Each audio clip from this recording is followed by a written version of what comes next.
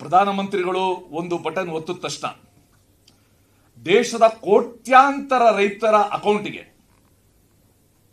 1-2 ನಿಮಿಷದಲ್ಲಿ ಹಣ ಹೋಗಿ ತಲುಪುತ್ತೆ.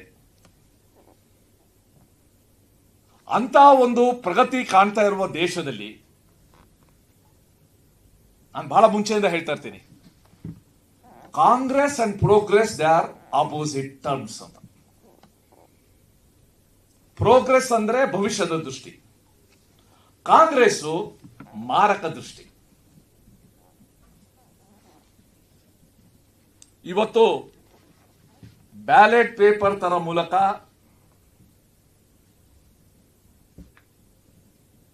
ಪರಮೇಶ್ವರ್ ಅವರು ಹೇಳಿದ್ರು, ಹೆಂಗ್ ಗುದ್ದುತ್ತಾ ಇದ್ವು ಗೊತ್ತಾ, ಆ ಕಾಲಕ್ಕೆ ತಗೊಂಡು ಹೋಗ್ತಾ ಇದ್ದಾರೆ. ಇತ್ತ ಕಡೆ ಮತ ಚೋರಿ ಅಂತಾರೆ. 1991 ಇಸ್ವಿನಲ್ಲಿ ನಾನು ಕೊಪ್ಪಳದಿಂದ ನಿಂತಾಗ ಕಾಂಗ್ರೆಸ್ ಅವರು ಮೋಸ ಮಾಡಿ ನನ್ನನ್ನು ಸೋಲಿಸಿದ್ರು ಅಂತ ಮುಖ್ಯಮಂತ್ರಿಗಳು ಹೇಳ್ತಾರೆ. ಇಲ್ಲಿ ಮತ ಚೋರಿ ಅಂತ ಹೇಳ್ತಾರೆ. ಸಿದ್ದರಾಮಯ್ಯನವರ ಬಹಳ ಆಪ್ತರಾಗಿದ್ದ ಸಿಎಂ ಇಬ್ರಾಹಿಂ ಅವರು ಸೋತೋಗ್ಬಿಡ್ತಾ ಇದ್ವು ಬಾದಾಮಿನಲ್ಲಿ. ಒಂದೊಂದು ಓಟ್ಗೆ 3,000 ರೂಪಾಯಿ ಕೊಟ್ಟು ನಾವು ಕಾಂಗ್ರೆಸ್ ಅಲ್ಲಿ ಒಂದಿದೆ, ಕಾಂಗ್ರೆಸ್ ಪಕ್ಷದಲ್ಲಿ ಸತ್ಯವನ್ನ ಮಾತಾಡೋದು ಅಪರಾಧ.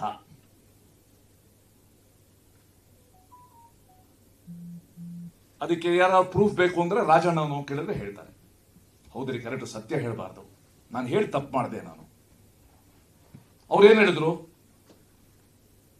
ರಾಹುಲ್ ಗಾಂಧಿ ಇಷ್ಟೆಲ್ಲ ಹೇಳ್ತಾರಲ್ಲ 2024ನೇ ಲೋಕಸಭಾ ಚುನಾವಣೆ ಅಂತ, ಆ ಮತಪಟ್ಟಿ ತಯಾರಿಸಿದ್ದೆ ನಮ್ಮ ಸರ್ಕಾರ ಇದ್ದಾಗ ಅಂತ ಪಾಪ ಸತ್ಯ ಹೇಳಿದ್ರು ರಾಜಣ್ಣ. ಅದಕ್ಕೆ ಅವ್ರ ತಲೆದಂಡ ಆಯ್ತು. ಈಗೇನೋ ಅವರು ಸತ್ಯನ ಇನ್ನೂ ಆಚೆ ಹಾಕ್ತೀನಿ, ಯಾರ್ಯಾರು ಕಾರಣ ಇದ್ದಾರೆ. ಈಗ ಈ ಷಡ್ಯಂತ್ರ ಅನ್ನೋದು ಬಹಳ ಕಾಮನ್ ಆಗ್ಬಿಟ್ಟಿದೆ. ಡಿ.ಕೆ. ಶಿವಕುಮಾರು ಷಡ್ಯಂತ್ರ ಅಂತಾರೆ, ರಾಜಣ್ಣನು ಕೂಡ ಷಡ್ಯಂತ್ರ ಅಂತಾರೆ. ಷಡ್ಯಂತ್ರ ಅನ್ನೋದು ಬಹಳ ಚಲಾವಣೆಯಲ್ಲಿರೋ ಇದು ಪದ ಇವತ್ತು ಕಾಂಗ್ರೆಸ್ ಅಲ್ಲಿ. ಬ್ಯಾಲೆಟ್ ಪೇಪರ್ ಬಗ್ಗೆ ವಿಶ್ವಾಸ ಇದೆಯಾ? ವಿಶ್ವಾಸ ಒಬ್ಬರಿಗೆ ಇದ್ದಿದ್ದು ಆ ಪರಮೇಶ್ವರ್ ಹೇಳ್ಬಿಟ್ಟಿದ್ದಾರೆ, ಹೇಗೆ ಹೇಳ್ತಾ ಇದ್ವು ನಾವು. ಇವತ್ತು ಅದೆಷ್ಟೋ ಲಕ್ಷ ಮರಗಳು ಉಳಿದಿದೆ ಬ್ಯಾಲೆಟ್ ಪೇಪರ್ ಯೂಸ್ ಮಾಡದೇ ಇರೋದ್ರಿಂದ.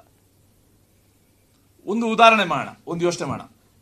ಒಂದು ಎಲೆಕ್ಷನ್ ಅಲ್ಲಿ ಯಾರು ಬೇಕಾದ್ರೂ ನಿಲ್ಬಹುದು. ಒಂದು ಕ್ಷೇತ್ರದ 50 ಜನ ಕ್ಯಾಂಡಿಡೇಟ್ ನಿಂತರೆ ಎಷ್ಟು ಬ್ಯಾಲೆಟ್ ಪೇಪರ್ ಬೇಕಾಗುತ್ತೆ ಗೊತ್ತಾ?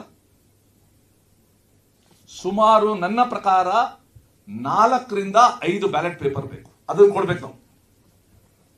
ಅಂಡ್ ವೋಟರ್ ಶುಡ್ ಚೂಸ್ ಯಾವ ಬ್ಯಾಲೆಟ್ ಪೇಪರ್ ಅಲ್ಲಿ ನನ್ಗೆ ಬೇಕಾದ ಮತದ ಇವನು ಕ್ಯಾಂಡಿಡೇಟ್ ಇದೆ ಅಂತ ಹುಡುಕ್ಬೇಕು. ಅದೇ ಇವತ್ತು 50 ಜನ ಕ್ಯಾಂಡಿಡೇಟ್ಸ್ ಇದ್ರೆ ನಮ್ಗೆ 2 ಮಿಷಿನ್ ಸಾಕು, ವೋಟರ್ ಮಿಷಿನ್. 3 ಮಿಷಿನ್ಸ್ ಪಕ್ಕ ಇಡ್ತಾರೆ, ಹೋಗ್ತಾನೆ ಓದುತ್ತಾರೆ. ನಾನು ಎಚ್.ಕೆ. ಪಾಟೀಲ್ ಅವರಿಗೆ ಒಂದು ಸವಾಲ್ ಹಾಕ್ತೀನಿ, ನಿಮ್ಗೆ ಎಲ್ಲಿಂದ ದೂರ ಬಂದಿದೆ? ನೀವೇನ ಸಮೀಕ್ಷೆ ಮಾಡಿದ್ದೀರಾ? ಎಲ್ಲ ಮತದಾರರ ನಡುವೆ ಸಮೀಕ್ಷೆ ಮಾಡಿದ್ದೀರಾ? ಇವಿಎಂ ಬಗ್ಗೆ ನಿಮ್ಗೇನು ಅಭಿಪ್ರಾಯ ಇದೆ ಅಂತ ಕೇಳಿದ್ದೀರಾ ನೀವು? ಅದು ಯಾವುದೂ ಮಾಡ್ದೇನೆ ಒಂದು ರೀತಿ ಇದೊಂದು ಕಪೋಕಲ್ಪಿತ ಒಂದು ನಾಟಕ. ಇದು ಒಬ್ಬ ನಾಯಕನ್ನ ಸಂತುಷ್ಟಗೊಳಿಸೋಕ್ಕೋಸ್ಕರ ಎಲೆಕ್ಟ್ರಾನಿಕ್ ವೋಟಿಂಗ್ ಮೆಷಿನ್ ಅಂತ ಒಂದು ನಂಬಿಕಸ್ಥ ವಿಶ್ವಾಸಾರ್ಹ ವ್ಯವಸ್ಥೆಗೆ ಇವರು ಮಾಡ್ತಾ ಇರೋ ಒಂದು ದ್ರೋಹ ಇದು.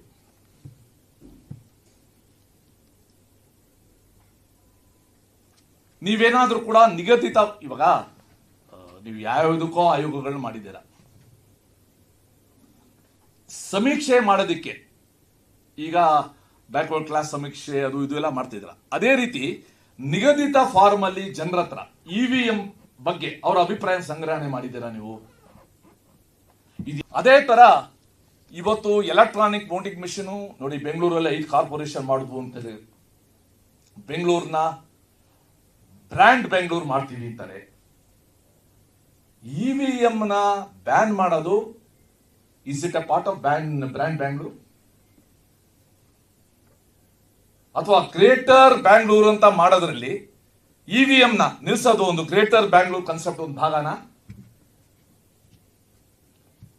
ಅದಕ್ಕೋಸ್ಕರ ಭಾರತೀಯ ಜನತಾ ಪಾರ್ಟಿ ಮಾತ್ರ ಅಲ್ಲ, ಈ ಚುನಾವಣಾ ವ್ಯವಸ್ಥೆ ಬಗ್ಗೆ ಮತ್ತೆ ಸುಧಾರಿತ ಚುನಾವಣಾ ಕ್ರಮದ ಬಗ್ಗೆ ಯಾರ್ಯಾರಿಗೆ ವಿಶ್ವಾಸ ಇದೆ, ಪ್ರತಿಯೊಬ್ಬ ಪ್ರಬುದ್ಧ ಮತದಾರ ರಾಜ್ಯ ಸರ್ಕಾರದ ಈ ನಿಲುವನ್ನ ತೀವ್ರವಾಗಿ ಅವನು ಖಂಡಿಸ್ತಾನೆ.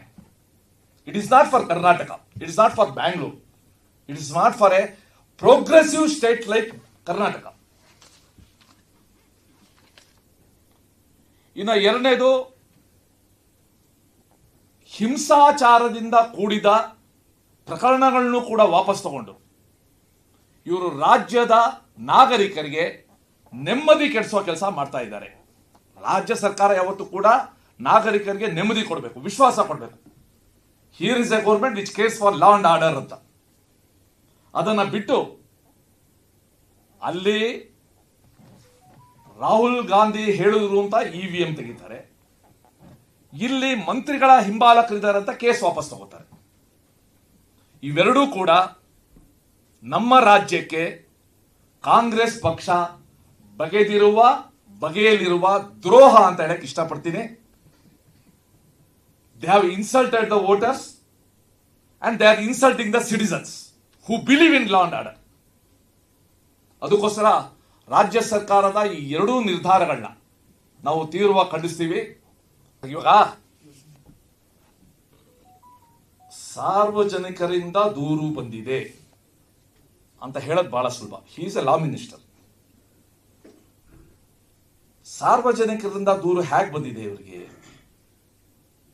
ಅದಕ್ಕೋಸ್ಕರ ಸಮೀಕ್ಷೆ ಮಾಡಿದಾರ, ಎಲ್ಲಾರು ಅಧ್ಯಯನ ಮಾಡಿದಾರ, ಯಾರೋ ತಜ್ಞರು ಇದನ್ನ ಸಜೆಸ್ಟ್ ಮಾಡಿದಾರ?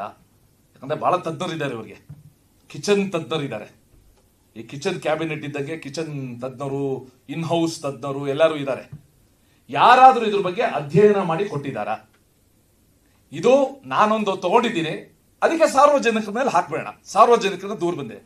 ನನ್ನ ಪ್ರಕಾರ ಯಾವುದೇ ಮಾಧ್ಯಮದಲ್ಲಿ 23ರಲ್ಲಿ 2024ರಲ್ಲಿ ಚುನಾವಣೆಯ ನಂತರ ಸಾರ್ವಜನಿಕ ನಿಜ ನನ್ನ ಓಟು ಈ ಬೂತಲ್ಲಿ ಇರಲಿಲ್ಲ, ಆ ಬೂತಲ್ಲಿ ಇತ್ತು, ಓ ಸಲ ಓಟ್ ಇತ್ತು, ಈ ಸಲ ಇಲ್ಲ, ಅದು ನಾವು ಎಲ್ಲ ಎಲೆಕ್ಷನ್ ನೋಡಿದ್ವಿ.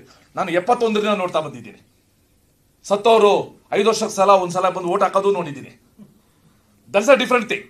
ಆದರೆ ಸಾರ್ವಜನಿಕರಿಂದ ದೂರ ಬಂದಿದೆ ಅಂತ ಹೇಳೋದು ಪ್ರಾಯಶಃ HK ಪಾಟೀಲ್ ಅವರ ವಿಶೇಷ ಸಂಶೋಧನೆ, ಯಾರಿಗೂ ಗೊತ್ತಿಲ್ಲದೆ ಸಂಶೋಧನೆ.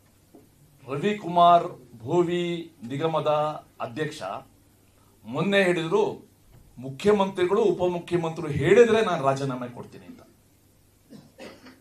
ಅಂದ್ರೆ ಇವ್ರಿಗೇನು ನೈತಿಕತೆ ಇಲ್ವಾ? ಸೊ ಭೋವಿ ನಿಗಮ ಇರ್ಬೋದು, ವಾಲ್ಮೀಕಿ ನಿಗಮ ಇರ್ಬೋದು, ಎಲ್ಲಾ ನಿಗಮಗಳು ಇರ್ಬೋದು, ಈ ನಿಗಮಗಳಿಗೆ ಯಾವಾಗ ಇವರು ಗಂಜಿ ಕೇಂದ್ರ ಅಂತ ತಿಳ್ಕೊಂಡು ಇವರು ಇಂಥವನ್ನೆಲ್ಲ ನೇಮಕ ಮಾಡಿದ್ರು, ಅವರಿಂದ ನಿಗಮದ ಫಲಾನುಭವಿಗಳಿಗೆ ಲಾಭ ಆಗಲಿಲ್ಲ, ಈ ನೇಮಿತ ವ್ಯಕ್ತಿಗಳಿಗೆ ಲಾಭ ಆಯಿತು. ಅಂಡ್ ಯಾರು ಉಪ್ಪು ತಿಂದಿದ್ದಾರೆ ಅವ್ರು ನೀರು ಕುಡಿತಾರೆ, ಅಥವಾ ಅವ್ರ ಹತ್ರ ಜಾಸ್ತಿ ದುಡ್ಡು ಇದ್ರೆ ಕೋಕಾ ಕೋಲಾ ಕುಡಿತಾರೆ. ಬಟ್ ಏನೋ ಕುಡಿಲೇಬೇಕು, ಅವರು ಅನುಭವಿಸ್ತಾರೆ.